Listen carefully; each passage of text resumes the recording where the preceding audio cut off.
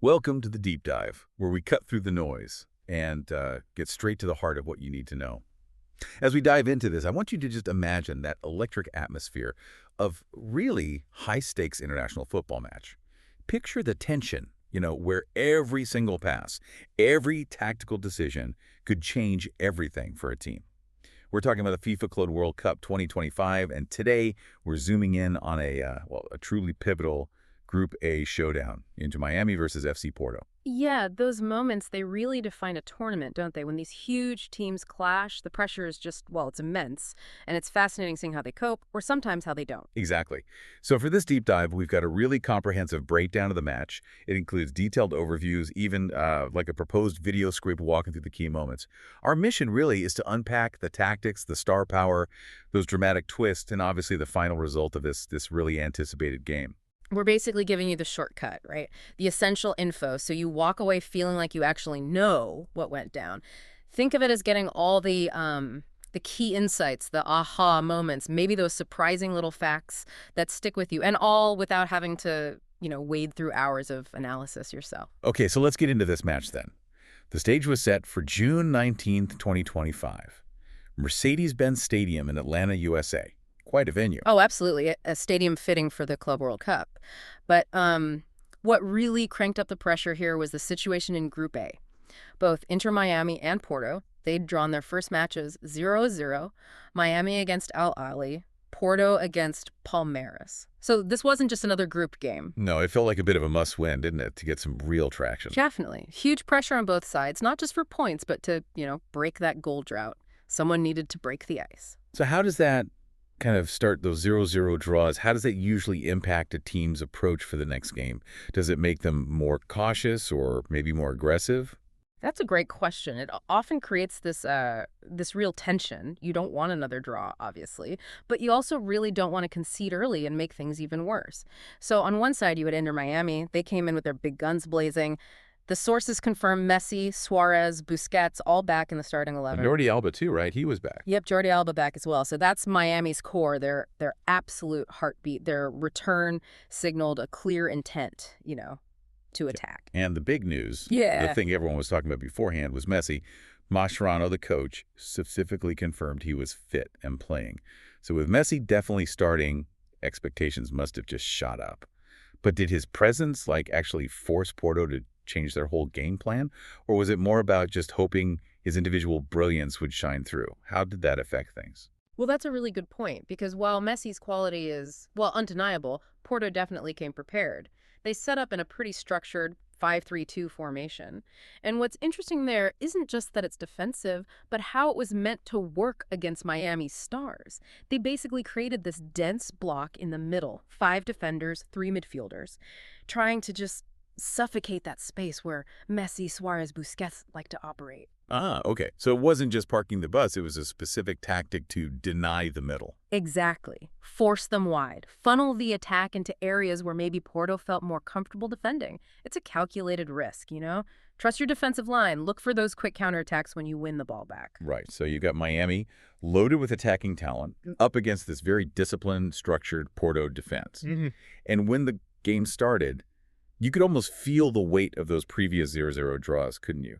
The early pace was, it was slow, a bit of a midfield battle, cautious, neither side wanting to blink first. Yeah, that cautious start really underlined the tension. Nobody wanted to overcommit after those goalless openers. It was all about control, probing, rather than, all-out attack.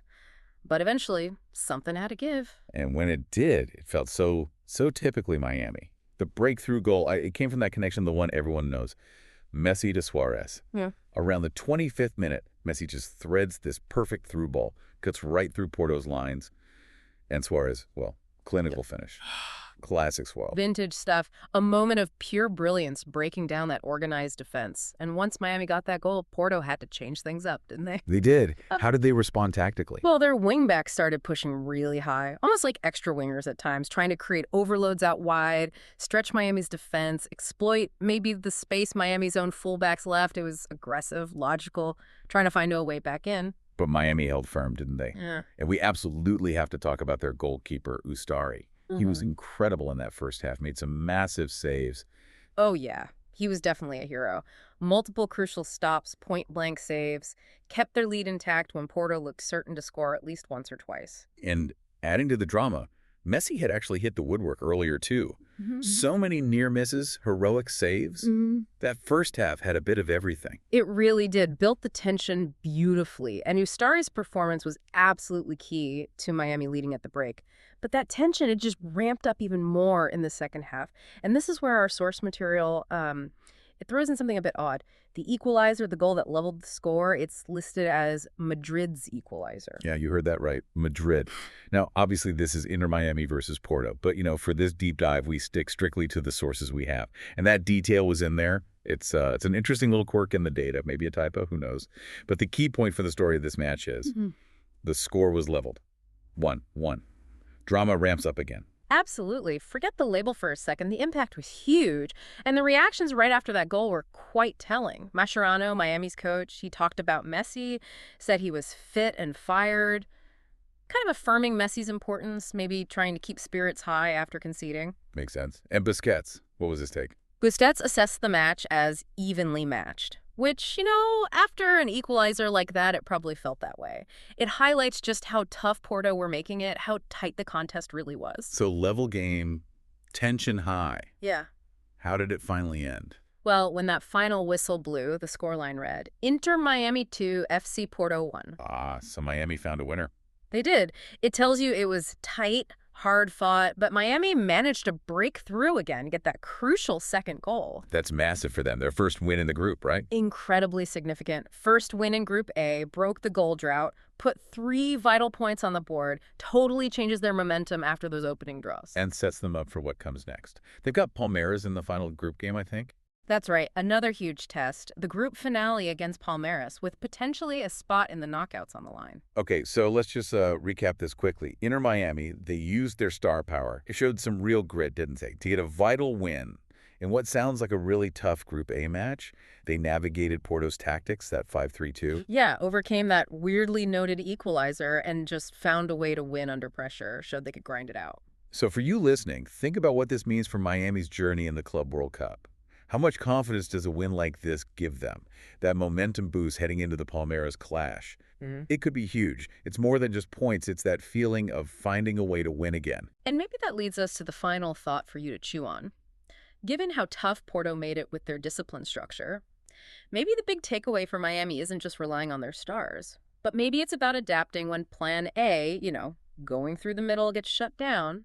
Does this match suggest they need a stronger plan B for the deeper stages? More tactical flexibility? Or, conversely, does grinding out a win like this, relying on those big moments and solid defending, actually show a kind of maturity?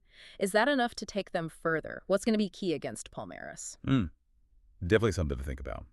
That's all for this deep dive. Until next time, keep digging into the details.